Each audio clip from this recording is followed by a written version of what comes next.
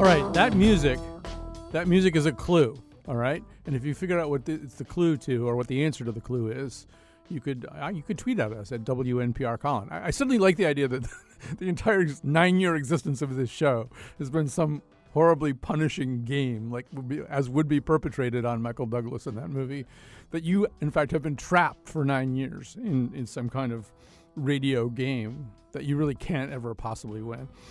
Anyway, you've been given your first clue after 9 years. You waited for 9 years for your first clue. All right, so joining us now is one of my favorite funny writers. She's more than a funny writer, though. I think, as we're going to make that point, I think that Sloane Crosley's work is both hilarious and interestingly couched. So some of her funniest material is couched in quasi-dire situations. She's the author of one novel, The Clasp. She was on to talk about that a few years ago. And 3 books of personal essays, I Was Told There'd Be Cake, How Did You Get This Number? And most recently, Look Alive Out There. That's the thing she's here to talk about today. Also contributing editor at Vanity Fair. I should say that Sloane Crosley was on our show about proms 12 years ago, and she was like the best guest. She was so great. She sort of had exactly the right tone and knew the tone of our show, and knew how to joke around with the callers. And we got done with the show. We thought, well, we're just going to have Sloane Crosley on every 6 months. We'll just think of some other, cute, funny, universal topic, and we'll call her up. And then she got really famous, and that didn't happen. But we're really happy to have her on any day, and we are happy to have her today. Look Alive Out There is a terrific collection of essays, so good that I was told by the other person in my house to stop laughing.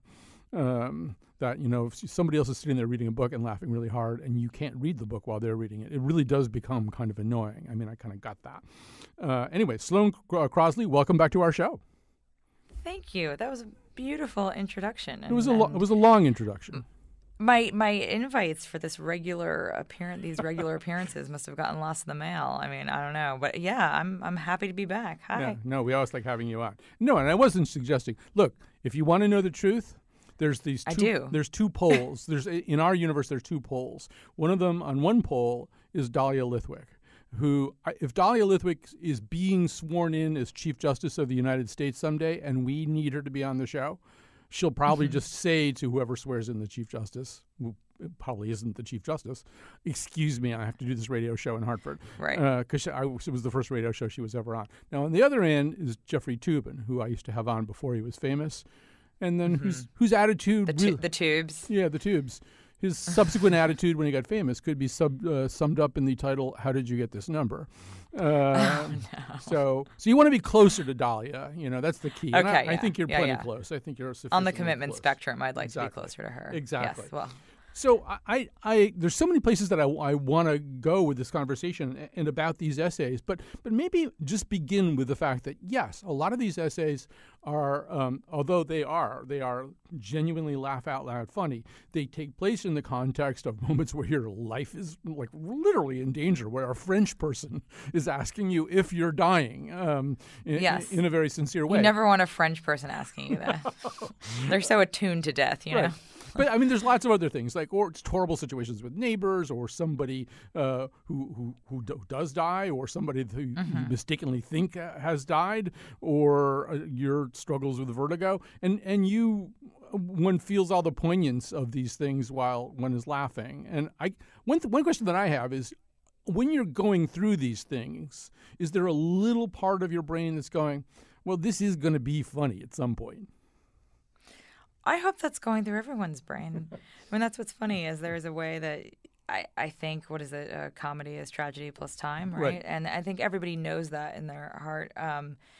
It can be really hard in extreme situations. When I was diagnosed with, Meniere's, which is an inner ear disease or a condition, and weirdly, a lot of the only sort of other very public people who have this tend to be musicians, which is sort of kind of comforting, because I mean, at least my career isn't being interfered with. Kristen Chenoweth has it, and she's given interviews about having to be sort of whisked off stage in Wicked, and everybody thinks it's part of the show, and actually she's completely dizzy and done. But anyway, so I don't actually think I'm going to write about them. I guess I think this will be funny one day, but I don't necessarily therefore crystallize it into writing right away. Yeah. Usually that takes something that is surprisingly small. It's usually not, years and years of thought.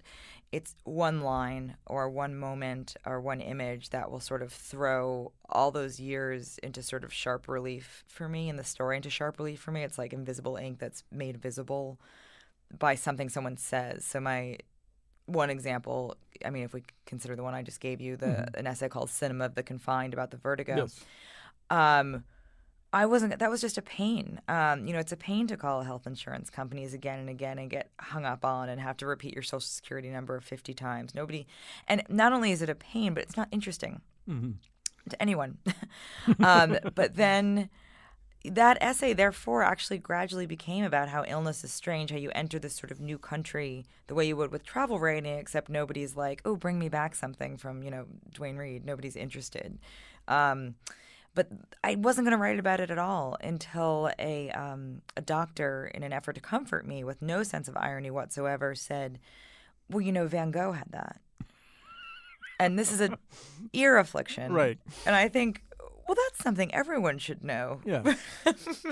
And look how that turned out. Exactly. Not well. So, I mean, and it instantly became funny in that moment. And then once it starts to become funny, then I think I start down the road of writing about it. First of all, I hate to dash your hopes, but I sort of believe the opposite of what you just said there at the beginning, which is, in fact, I gave a speech last week in Wichita Falls, Texas, which is somewhere. I've been there. You've been there? Okay. Well, then you know how great it is. I've been to Wichita Falls. There's a university there. Exactly. Yeah. So you know how terrific it is. And I began the speech by saying there are two kinds of people in this world, and it's a deeper division than liberals and conservatives or atheists and believers. It's people who think they're living in a drama versus people who think that they're living in a comedy. And half the room, they're living in a psychodrama. Okay. And when half the room nodded, too. I was speaking in a kind of a banquet room. Half the people in the room nodded when I said that. And, of course, those were the people who thought they were living in a comedy. The people who think that they're living in a drama don't even know that they think that. Right. It's like the Truman Show for them, which, ironically, is a comedy. But, yes. Yeah, I see what you're saying. I mean, I think that... Well, I just don't think they narrate their lives in the same way. They don't see their lives as a series of sort of interconnected stories. They don't, or chapters, or however you want to put it. And in a way, that gives them this great gift, which means they can enter into any sort of relationship or dialogue with a stranger, or even the deepest relationship with their partner, without writing the script for the other person, which is, I think, something that creative people have a tendency to do. To make assumptions based on small, tiny little things. Like the example I gave of, Van Gogh had that, and me sort of extrapolating a whole essay out from that comment. If you transfer that into real life behavior, that's a nightmare. That's someone who, if you said one thing and I'm like, oh yeah, Colin's the kind of person who does that, or says that, or this is probably what's going to happen with him. So I would say I would divide it either just at a different angle between storytellers and not storytellers. I guess that's true. I don't know. I'll tell you a really name-droppy story. I was in a green room of this thing that I was moderating. It was an onstage conversation that included Jonathan Franzen and John Irving and Azar Nafisi. And during the intermission... And a duck and a priest and a nun. Exactly. Okay, go ahead. That's right. An Iranian, a wrestler, and I don't know. So we're in the green room during intermission, and John Irving's wife has terrible allergies, and she doesn't know what a neti pot is. So I start explaining to her what a neti pot is. And suddenly I look across the room, and sitting on the floor with that little Cheshire cat grin of his is Jonathan Franzen. And I looked at him and I said, if this turns into some kind of, really telling story about a particular moment in time where some idiot's talking about a neti pot, I'm going to come up, I'll find you, because there is that I'm sure there are some people in your life, Sloan, who even think, as they're going through something with you, wow, is she going to write an essay about this? Well, at least with narrative nonfiction, at least there's a bit of honor among thieves, right? Mm-hmm. As opposed to with fiction, there's not. Yeah. Where you get Jonathan Franzen and his Cheshire cat grin, and I don't know. He's probably just thinking about birds. I think it's fine. But the point is that is that we I don't intentionally go into any situation thinking, ooh, I'm going to write about this. Right. Having said that, there is something sort of wonderful about the idea that because I do what I do, there's actually almost no such thing as a wholly bad experience for me anymore. It's either fine and just uneventful and passes without incident, or it's either funny or awful, and then I turn it into a piece of writing. So there's not... It's like this weird sort of cushion. But so I don't actually, though, I'm not like this narc among my friends where I'm just constantly taking notes. I think it would make life insufferable for all parties involved. But I do. Yeah. But for fiction is much. That's sort of the misconception is people think, oh, like don't write an essay about this, and it's not to be. This is going to be horribly insulting, but when people say that, I'm generally like, it's a little bit when a child tells you don't read my diary, and you're like, I'm on it. I don't. Don't worry, I'm not going to. This is about the prism of they're only. There's 16 essays in this book. It took me 3 years to write. What are the chances? It's more for fiction that fiction is the free for all. Yeah. Because you have all these characters, you have all these, anybody else. You have, so many made up personalities who could observe what you just did, and it's much more dangerous to be around a fiction writer than it is to be around me. Right. Because you could wind up being the jerk talking about the neti pot. Although I'm working on a novel, so now all bets are off. So there you go. So, was there... well, first of all, I want to say that what you're doing right now, to me, and this could be just my own really flawed perspective, but what you're doing right now in terms of writing these really beautifully crafted and very, very funny personal essays, it feels like a form whose heyday was... like the 1940s or something, when there was this sort of, the New Yorker infield. Joseph Mitchell kind of. Yeah, and then you had S.J. Perlman and E.B. White and Dorothy Parker and James Thurber. And I feel like today people are sort of bombarded with all kinds of stuff. There are all kinds of ways to reach people. And it's so beautiful that you're still doing this and so pleasing to people like me. But do you feel that at all? Like this is something that you're doing that's a little bit bucking the tide of culture? I do. I find that so strange, though, because it didn't feel like that when I started out. It's happened really quickly. So in other words, it's not like you're like, wow, you're like a classically trained opera singer in a world where you could have been a pop singer. You could have been all these other things. Or you're still writing on parchment and you're, choosing to do, or even, like that's a thing now. The artists know, like, oh, we make chocolate the old-fashioned way. I mean, I have no idea how anyone makes chocolate, but the point is that is that it. When I published, I was told there'd be cake. It didn't feel old-fashioned. It felt a little temporarily abandoned. So you had Megan Daum and Nora Ephron, but then really, it was really long time No Crazy Salad, and definitely long time before I Feel Bad About My Neck, because I Was Told There'd Be Cake came out in 2008. Megan Daum's My Misspent Youth, I'm going to say, is 2001, 2002 maybe. And then there were boys. There was, the Davids, David Rakoff, David Sedaris. There was Bill Bryson. But even Irma Baumbach, if we're going to sort of draw a sort of DNA line between this I mean, none of the writers I've named, nor is my writing like hers, and yet let's just put her in. Right. And she's wonderful, but she's a sort of figure from my childhood. So it just felt like this sort of, it was like publishing poetry. Right. And in terms of sales expectations. And then not because of I Was Told There'd Be Cake, or I have no idea, but things sort of started to change, and celebrities started publishing a lot of essays, and but then very quickly the form kind of became sort of bastardized, for lack of a better word, and there were, tons and tons of these pieces being written where everybody had a personal essay, and it wasn't personal essays. It was just sort of these kind of diary entry type stories, or like, a lot of young women especially being paid, $125 to tell their absolute most embarrassing story about, a childhood trauma. It was really nuts. And then I think stuff like what I do then sort of, I wouldn't say rose up, but sort of separated itself as being old-fashioned. Right. But when I started, it actually just felt like to the side, not to the past and not to the future, but to the side.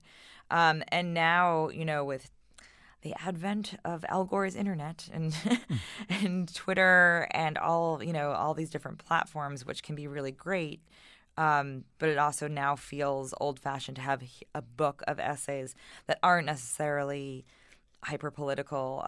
They're not hyper taking a stance, except for the stance of general grumpiness. And it does feel a little old-fashioned.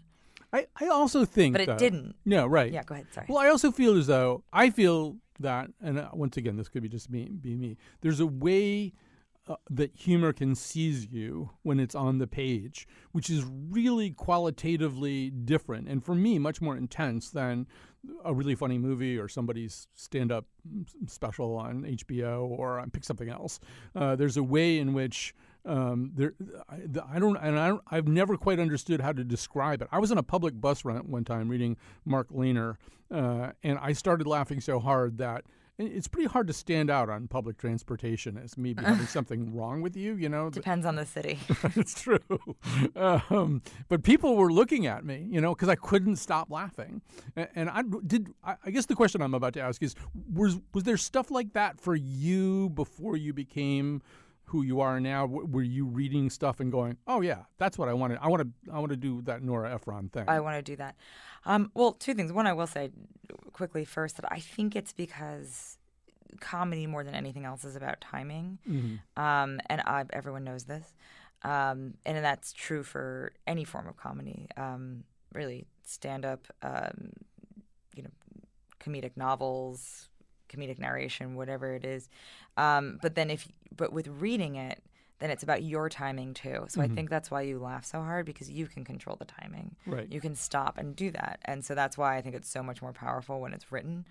But in terms of who I read, I mean, I didn't read Nora Ephron until pretty late. I remember reading, I read a lot of Annie Dillard. I read a lot of David Rockoff.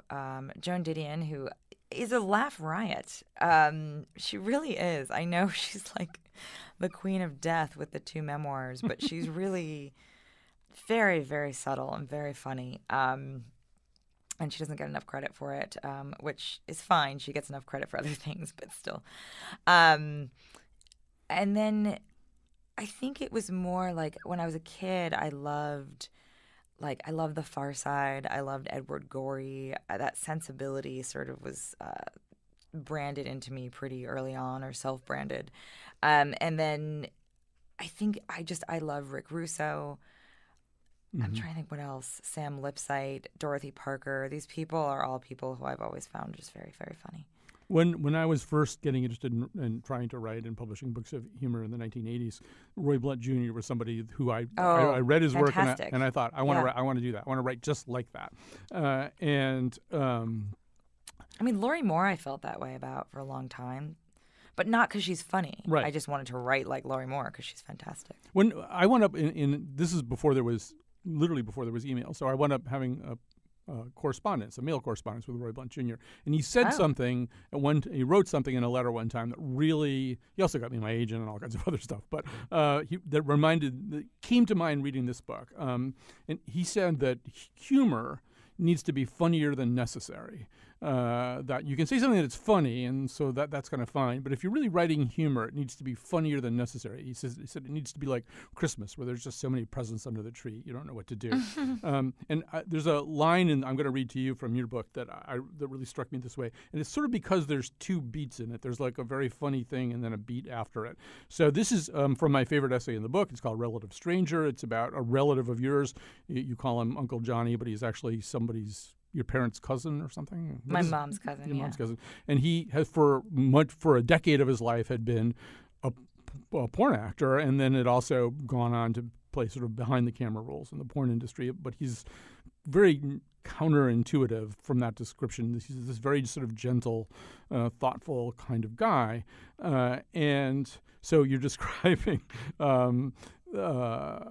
his particular approach to that life, and you say All Uncle Johnny wanted was to take his work home with him because he was at that time hoping he'd find a girlfriend. But anyway, which in a way he did, just not in the way he hoped. He got to know the industry so well, he made a booklet of tips for guys getting into porn for the first time. When I ask him if it was called Just the Tips, he stares at me blankly. Okay, that's funnier than necessary because Just the Tips is a very funny joke. But the fact it's that also true. Yeah. It's also, I mean, all of that is true, both my response and the fact that he really did want to do that. Yeah, and the fact that he stares at you blankly afterwards is, to me, that's the thing that pushes it over the line into funnier than necessary. I mean, you had a pretty good joke there, but the fact that he just, had no reaction to it whatsoever is somehow or other even more delicious. Well, I think the thing is, in that instance, it's because I'm trying to eventually build to a point where I make another dirty joke at another point during our conversation, and I say that he looks at me as if I'm trying to sexualize a trip to the mailbox, like he's just completely befuddled. Like I don't, and then at some point it dawns on me that his life has been so chock-a-block with innuendo and sex jokes. He was a porn star that's it. There's no room at the inn, which is a real mixed metaphor for his vocation. But I guess, but in general, I think, to the Roy Blunt point, and in general, I think that as a writer, you are a volunteer. And I think that's what basically he was saying. Mm-hmm. No one, I mean, it's a very dark view of the arts in some ways, but nobody really needs you. Right. There's a desert island and there's, a doctor and a carpenter and me. Like, I get eaten. Right. I've also been sitting around eating cheese in my apartment for like 3 years straight. I definitely get eaten. But so as disheartening as that can be when you're trying to work, it can also be something that's fuel to remember that you sort of have an obligation to entertain people. And I think when you forget that and you just become so obsessed with your own voice and your own writing, and it can be dangerous. I mean, the other side of that, though, and when you first started to say that theory about it being like little Christmas presents, I'm like, I don't know. I don't know if I think I agree with the motivation because it dovetails very nicely with what I just said. Like, you have an obligation to give people things. But I know that I tend to weed out a lot of jokes from my writing because I think they distract from the larger point, and it can look like I'm laughing at myself too much. And if I just go after every piece of low-hanging fruit and make everything total verbal pyrotechnics, it can actually be kind of hard to follow. And also, when I read the audiobook, it's hard to read it even. Right. One thing that I like that you do, too, is you often let us complete the joke in our head, which a lot of writers don't trust the reader to do. There's a scene where you talk about a French woman who backed up her car and swerved either to miss a horse or a pile of hair. And so if you speak any French at all, you get what that joke is, but you don't bother to explain the joke to us, which I so these two words sound very similar.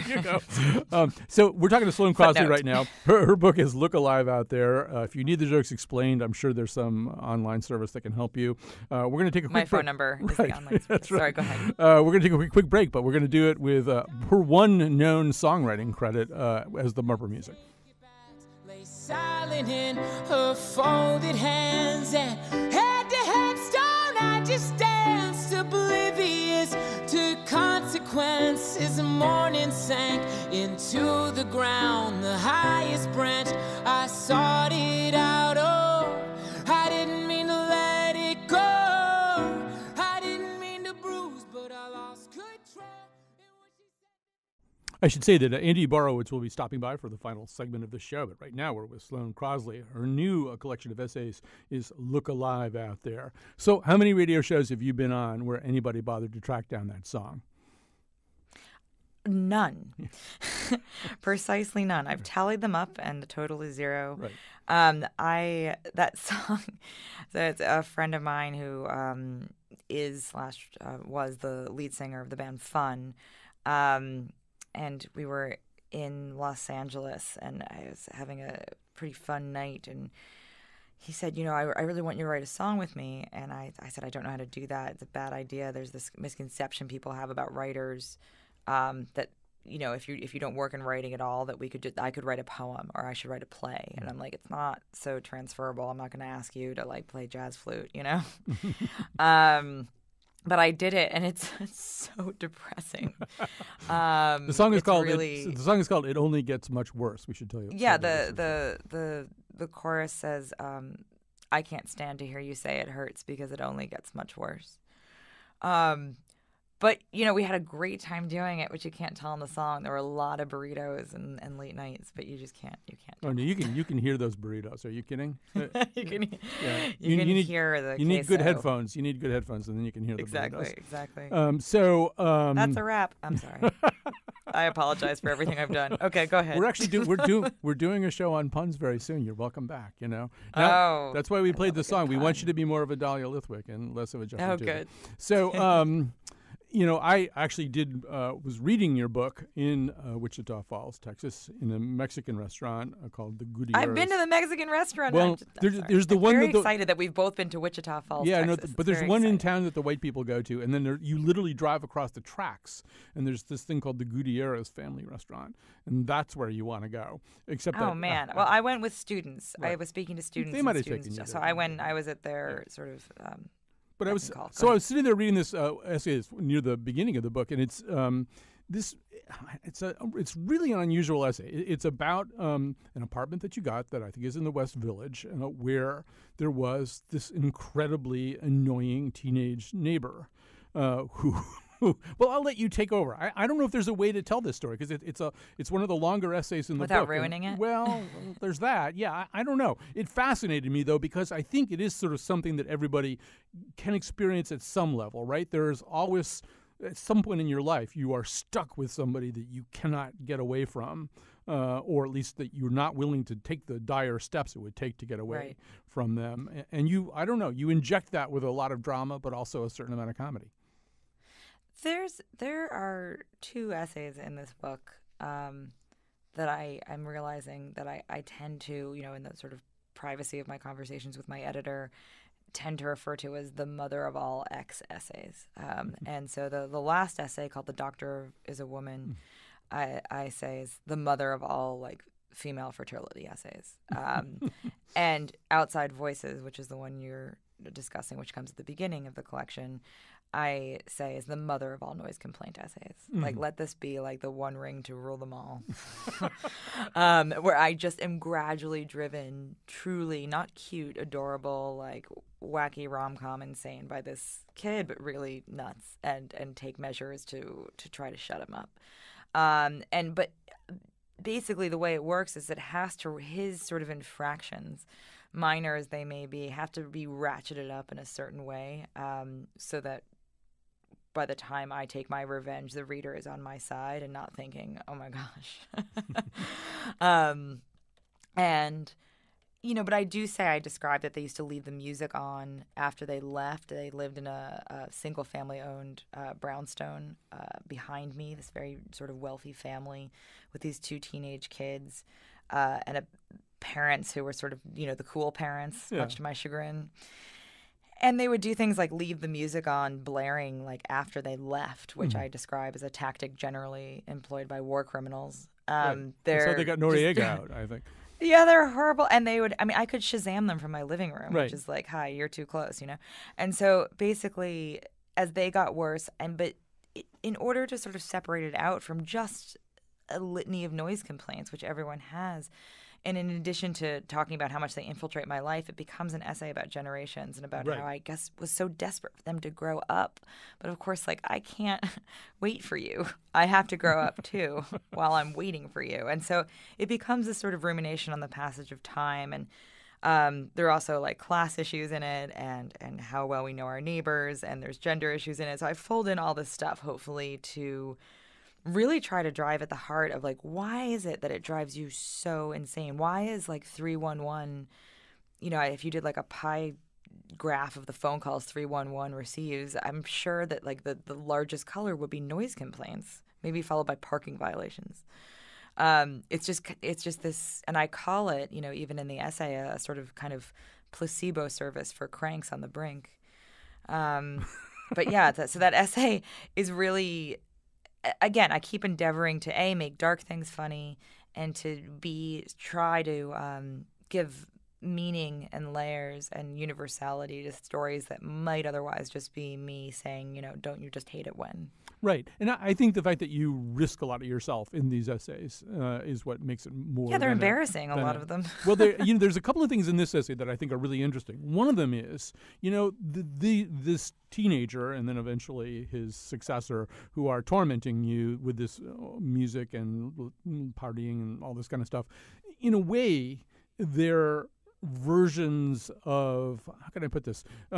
It's not like a bunch of yahoos are out there playing really loud country music or something. Instead, they're going to grow up and be masters of the universe, right, and work at J.P. Morgan. And when you're Shazamming them, sometimes you're Shazamming them because, that's a pretty good song there, actually. I know. And there's one moment where you're with a gentleman friend and you are apparently visible from the yard, and there's some hollering starts up, and I think Jared yells up to you, "What's the relationship?" And your male friend says, "That's a pretty sophisticated level of taunting." Yes. He's like, you have to admit that's a pretty basically Jared, not his real name. I should say that I changed it, and he's a young kid, and it had to be Jewish for the story. And I thought to myself, like, what is the name of a young rich Jewish kid who has more than he should, who the whole country is annoyed at right now? And somehow Jared just miraculously popped into my brain. But so, yes, Jared catches a glimpse of us naked, basically. I had neglected to close the blinds properly. And instead of just being an immature kid, he's this New York City kid. And that's this sort of weird relationship I have with him, where part of me is so disgusted by his brattiness, and part of me is like, wow, you know more at 16 than maybe I'll ever know. And he was just cool, and I became sort of, it's embarrassing to admit, but I was sort of felt even worse about being such a premature curmudgeon and telling him to be quiet all the time. But then again, he was keeping me up at like 3 a.m, teaching himself how to play Go On With Your Bad Self on the guitar. So, these things happen. But when he didn't just sort of whistle. He was like, "What's the relationship?" Which is such a cutting, crazy thing to say. Yeah. I feel like there's a lot in that essay. It's a personal favorite of mine. All right. So there's this. Do you have a copy of your book with you right now? I do. I did. I came prepared. So there's this thing that NPR hosts do, which I kind of hate, and I never do it. Put me on the spot? No, I'm happy to put you on the spot. But NPR hosts are always saying, "Could you read something from your book?" Well, either that or authors will say to me, "Do you mind if I read something from my book?" And I've only really. Why are they Kermit? Yeah, I've only ever interviewed Muppet authors before you, so you're my first non-cloth-based author. But I am going to have you just read one paragraph because I think it's such a beautifully touching and revelatory paragraph. It's from that same essay that I say is my favorite essay. It's the one about your Uncle Johnny. It starts at the bottom of 139, and probably to set it up, we should say that Johnny has, oddly enough, gone into the porn industry because he wanted to find like a permanent woman for his life. He wanted to fall in love and live with that person forever. So you make a kind of interesting comparison, and it starts, the first 2 lines are at the bottom of 139. If you could just read that paragraph, yeah. While I have not been frequenting strip clubs in the hopes of finding While I have not been frequenting strip clubs in the hopes of snagging a soulmate, I have become increasingly attracted to unrealistic or unobtainable men. I have broken things off with them or vice versa, but each relationship feels quicker than the one before it. This is a problem everyone I know seems to have encountered in their 20s, but has spontaneously outgrown in their 30s. One day you look around and the most romantically remedial people imaginable are signing leases with whole human beings, getting wistful about their former proclivities for drunks and sociopaths. I attempt to participate in these conversations, nodding along. How stupid we all once were. But I am only thinking of the phone in my pocket, where some cleverly flirtatious text might await me. I am in my mid-30s, and I seem to be working in reverse, going from long relationships that aren't wonderful to short relationships that aren't horrible. See, one of the reasons I love that paragraph, Sloane Crosley, is, as I was saying before, a lot of these essays could be sort of observational. Isn't this horrible? Doesn't this suck when this happens? But there's a lot of you that's risked in that paragraph. There's a lot of you, more than a lot of strictly humor writers would put on the line, right? I think there is, and it's so funny because I don't, when you think of your schema of your home or a time in your life or elementary school, and really, if you try to actually just sort of narrow it down, certain things pop up. A mural, this sort of corroded block you used to take as the hall pass when you were a kid, or like certain things in your living room. And when I think of my writing, I tend to think of the humor, and I think maybe there's something deeply psychological about, like, I read a paragraph like that, and it's like I was in a fugue state when I wrote it in order to write something that revealing, And so I don't talk about it as much as is actually in there, which is probably not very selling for the book. Although people do like funny things, that's good. But, yes. There is something to be said about knowing that there's this deeper layer in there. But I can never come up with examples, so I'm happy you made me read that. Well, there you go. You've got your example. It's Thanks. been a pleasure, as it was in the past, and I hope it will be in the future, talking to you, Sloane Crosley. The book is Look Alive out there, essays. Read these essays. Be in a place where you won't be embarrassed if you laugh, because you will laugh. But you might also tear up a little bit, too. Thanks for doing this. Thank you. Enjoy Andy. All right, yes. We are going to switch over. We're going to take a little break here. We're going to switch over to Andy Borowitz, and who's also a very, very funny writer, but I think in a radically different way from Sloane. And so anyway, that's what you have to look forward to. Stomach hurt the next morning. Josh was that guy, witty as hell. Just knew one day that dude was going to be on SNL. Next, Chris Farley, would have bet you money. He was so funny that it wasn't even funny. It's too bad being funny and being happy ain't the same thing. It ain't the same thing. It's so sad. So ordinarily at this point of the show, Kyan Wolf comes on and explains who did what. She is in Spain at the moment, so that would not be convenient for her to do. So I will say that this show was produced by Betsy Kaplan. Jonathan McNichol has been on the board, where Kyan Wolf usually is. I don't know who else did. Is Carlos in there? No, he's not in there, right? Okay. I don't know who else to thank. The part of Bill Curry was played by Al Capp. I have to say why I just said that, which is that Albert Brooks used to do this routine where he mentioned going to do a comedy performance on a college campus. And he said, you're always greeted by the president of the student body who goes, we had Al Capp here last week. He's a witty guy. Sort of the dread of every funny person to be described as a witty guy, like Al Capp. Anyway, tomorrow on the show, it's The Nose, our weekly cultural roundtable. I know we're talking a lot about Donald Glover, who really kind of has emerged suddenly, not simply as an arch cultural commentator, but maybe the leading cultural commentator of a certain kind, with the kinds of performances that he's doing musically and comedically right now. So he's not on the show. I don't want to get your hopes up. Joining us right now is somebody I can get your hopes up about, and that would be Andy Borowitz. I barely need to tell you who Andy Borowitz is. You're all public radio listeners, which means you're all New Yorker subscribers. But Andy Borowitz, a comedian and the creator of the Borowitz Report, which is a satirical news column, now appears in The New Yorker. He's currently on a national comedy tour called Make America Not Embarrassing Again. And said comedy tour will be coming to the Palace Theater. I think it's a week from tomorrow by my... No, tomorrow? No, wait a minute. First of all, I'm getting everything wrong.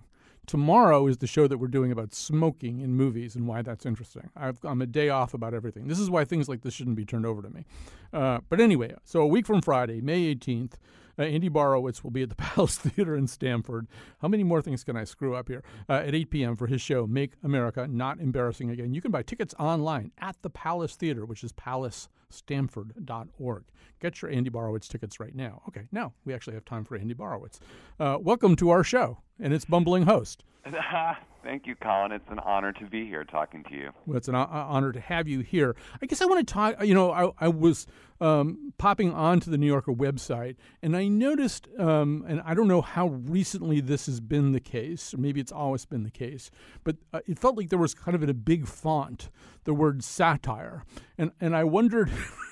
I wondered if, given the current moment that we're in, it's more and more important. I'm finding it more and more important to tell people whether something is a joke or not. And, of course, your work treads so closely. It kind of runs its thumb down that knife's edge of what is true and what could almost be true.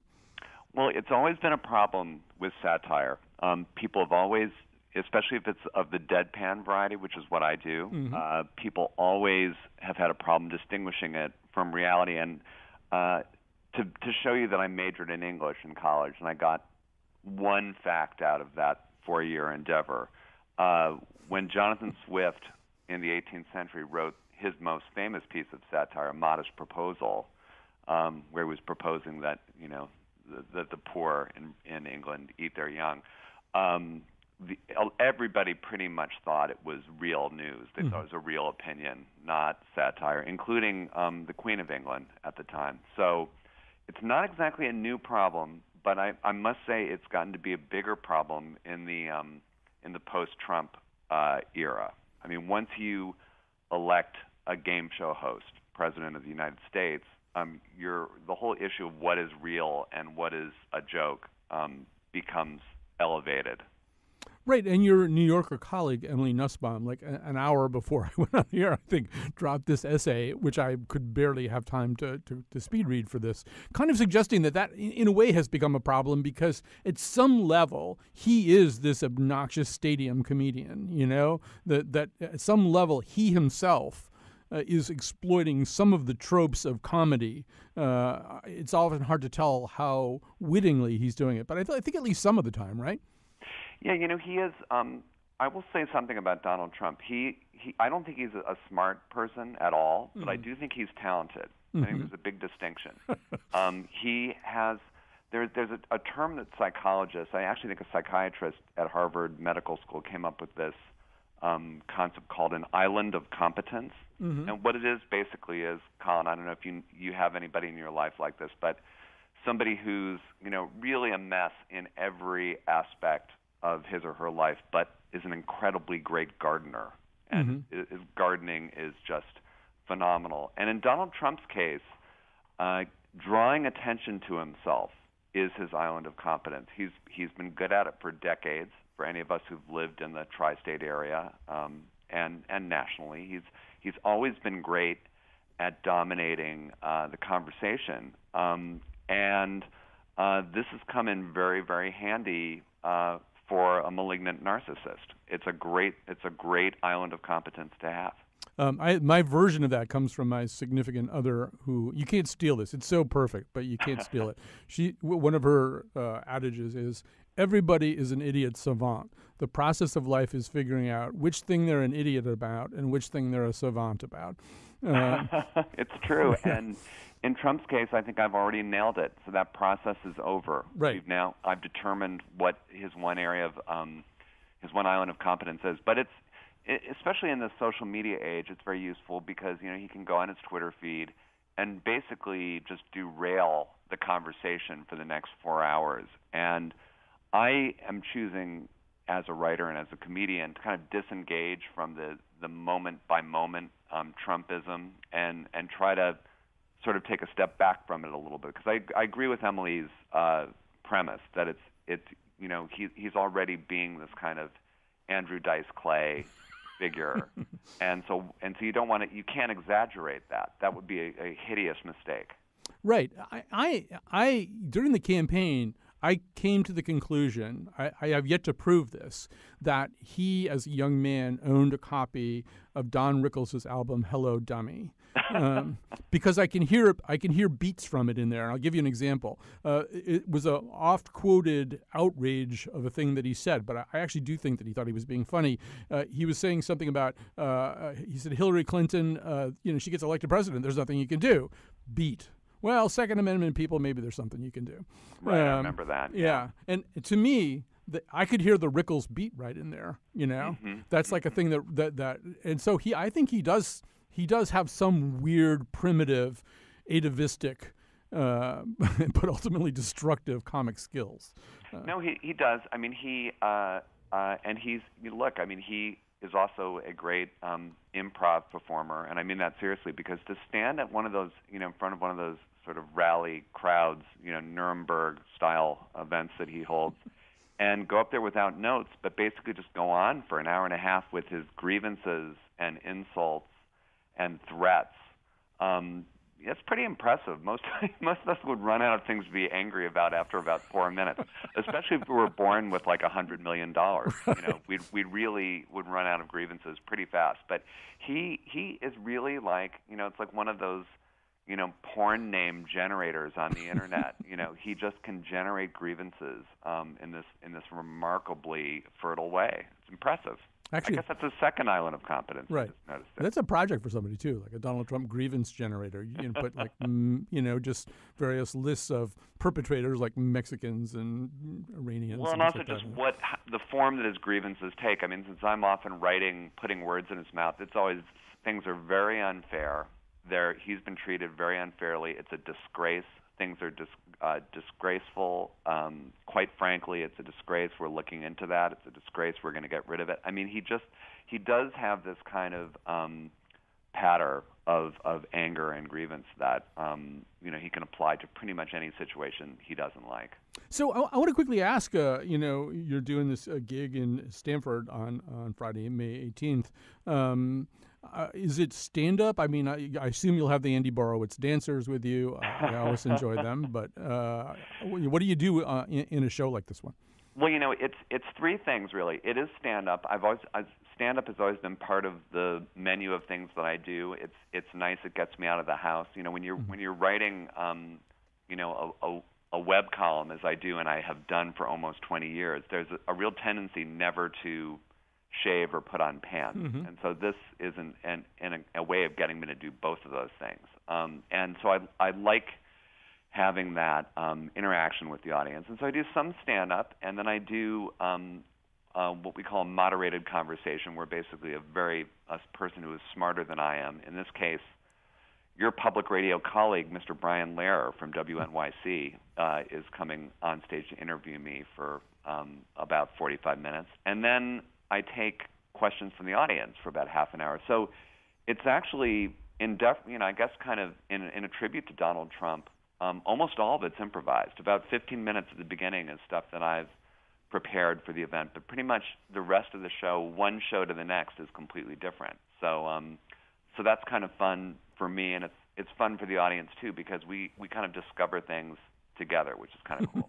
Have you worked with Brian Lehrer before? Have you done this before with him? Brian, I have been on his show in New York. I've never done something live on stage with him. But one thing that's been nice about doing this tour, which is really just beginning, we've just done a few dates on the East Coast, is that because I have a different interlocutor in each venue, it hasn't gotten stale where people are just kind of throwing me the same stuff. There's some obvious questions that come up again and again, but just the dynamic of having a different person on stage with me each time has kept it really interesting for me, and I hope for the audience too. Right. I've been on his show a few times, and I found that he occasionally will ask me a question that I really embarrassingly don't know the answer to. So don't be surprised if he suddenly turns to you and says, "Andy, what do you think in terms of the Trans-Pacific Trade Partnership, about the way they treat aluminum alloy derivatives?"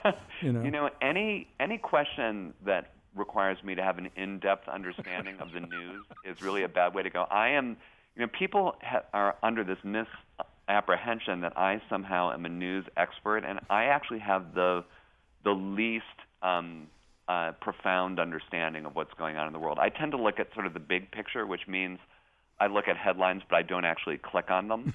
So that's kind of where my understanding of things like, TPP or whatever it is goes. I'm so glad that you mentioned the word aluminum, because now I know it even deals with that. No, I made that up. I think I would, if he brings that up, just go right into the PP part, I think you'll be fine. Andy Borowitz will be at the Palace Theater in Stamford on Friday. Get your tickets, 8 p.m. for the show, Make America Not Embarrassing Again. You buy those tickets from the Palace Theater, palacestamford.org. Consider your show plugged, and thank you so much for doing this, Andy. Thanks so much, Colin. Bye-bye. Okay. And we have to say goodbye to you now. Reluctantly, we have to pass you along to some other radio show. People we don't even know. We don't even know if they'll treat you as well as we treated you. but we hope that you feel treated well here today. And thanks to Betsy Kaplan again for producing, Jonathan for running the board, and anybody else who in any way stood still for the goings-on here. Thank you, too. Comedians and angels, I miss my friends tonight.